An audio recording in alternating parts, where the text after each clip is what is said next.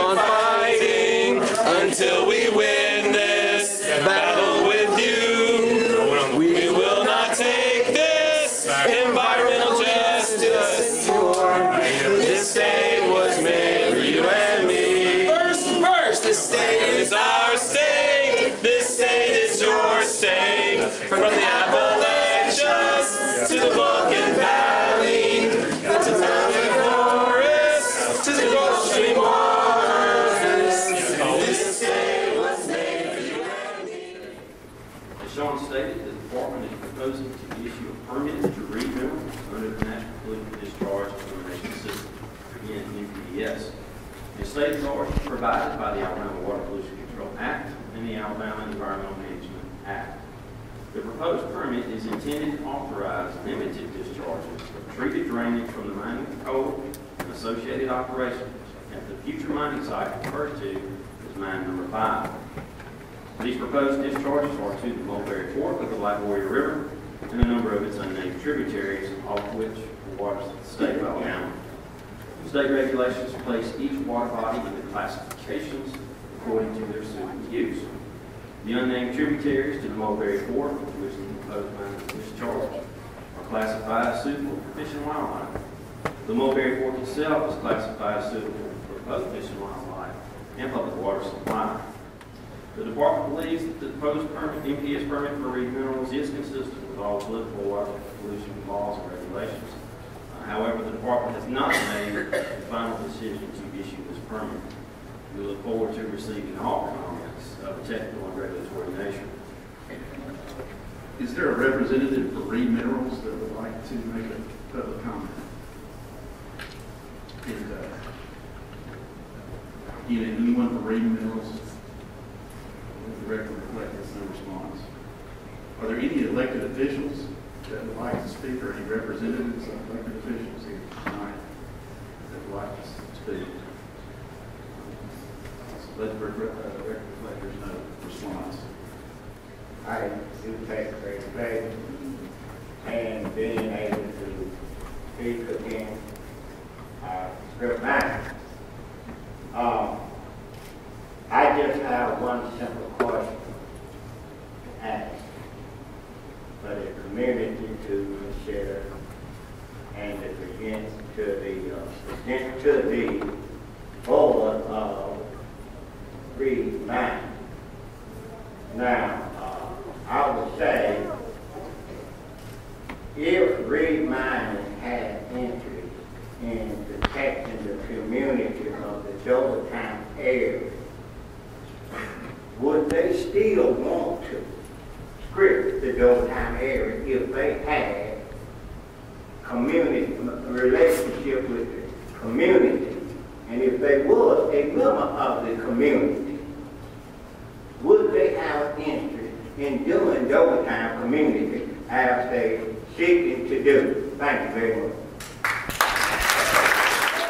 I would hope that after 40 years in mining, surface mining, I realize that water is precious, precious, and it's restricted. And then PEDS makes you take care of what you do when you surface mine. Ponds are put in place to keep this water in a pristine way. If it's treated, it's treated. Coal's here to stay. It was put here by the good Lord, and it was meant to be used as a fossil fuel. And that's the name of the game in this part of the world. Folks have to eat, and mining is the way we eat. Any questions that I'm not answering after this, I'll be glad to answer. But I know we've mined all over the world, we've mined all over the United States. And I don't know many folks that have actually died drinking fine water. It's not going to keep because they're going to keep it pure and keep it to where it can't be utilized. Thank you so much for your time. Mr. Nelson Brook with Black Warrior Riverkeeper. Thank y'all for holding this hearing. I'm Nelson Brook with Black Warrior Riverkeeper. Appreciate the opportunity for the public to be able to voice its concerns about this strip mine.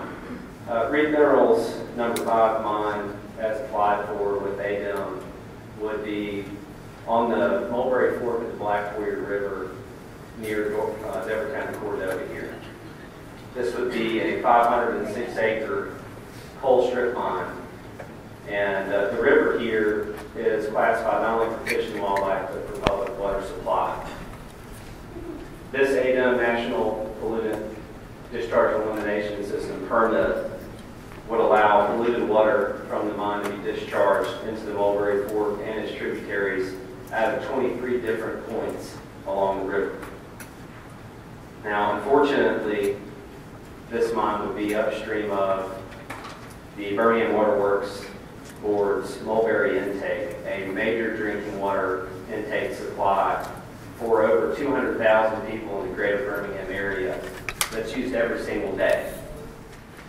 Now, the levels for iron that are allowed to be discharged by this permit are 10 times greater than the maximum contaminant level that would be allowable for drinking water. And for manganese, the levels allowed in the permit are 40 times greater than what would be allowed under maximum contaminant levels.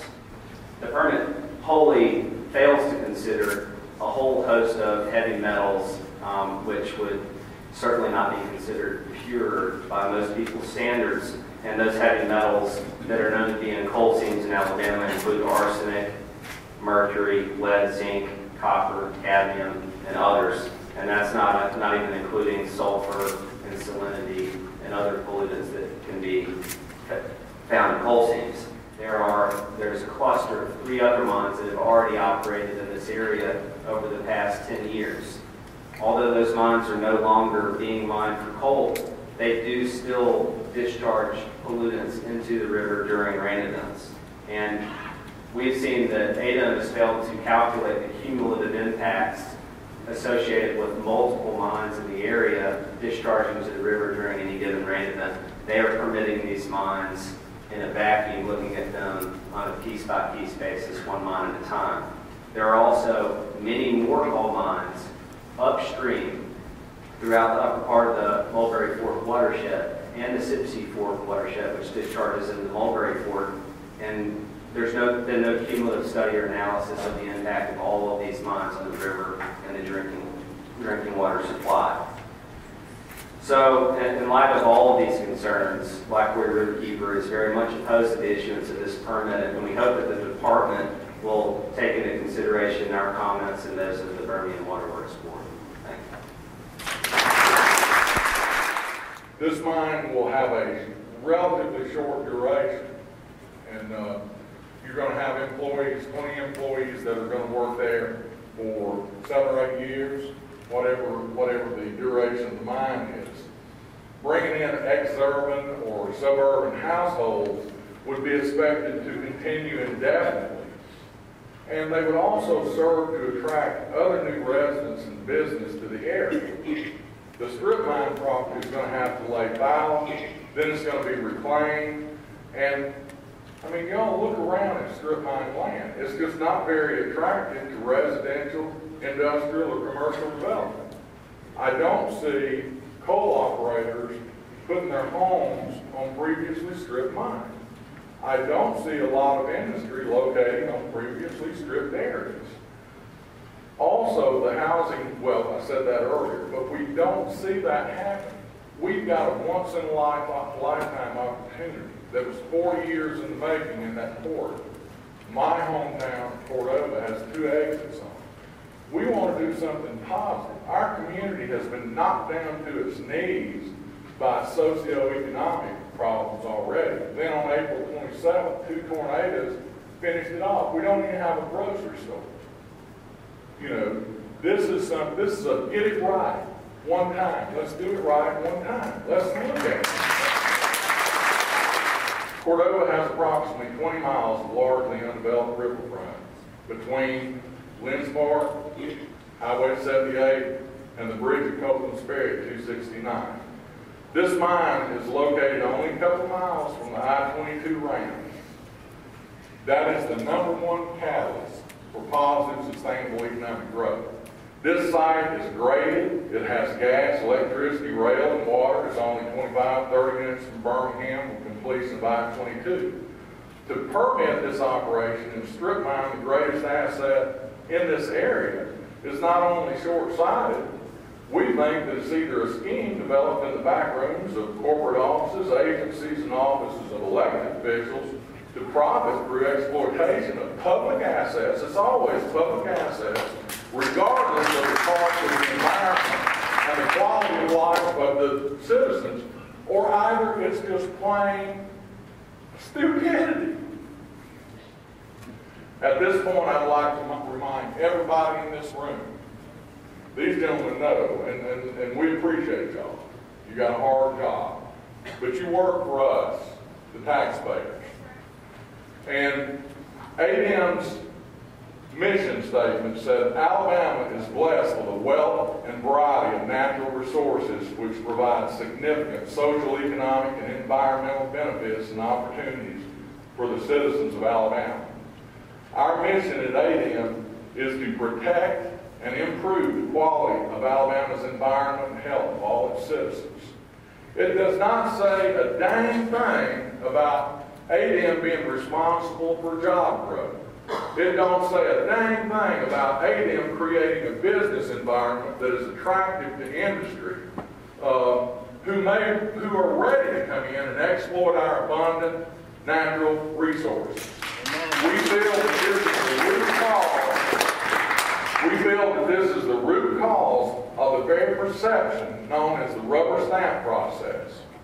And we ask as citizens that the department focus on carrying out its mission and let our Alabama Development Office, one of the best in the country, deal with business recruitment and job recruitment. Now, if the department, this article went on to say, if the department it could be taken over by EPA. If the department is unable to meet its obligations and responsibilities to protect our natural resources, then we would welcome a takeover by the EPA to protect our health and oversee the stewardship of our water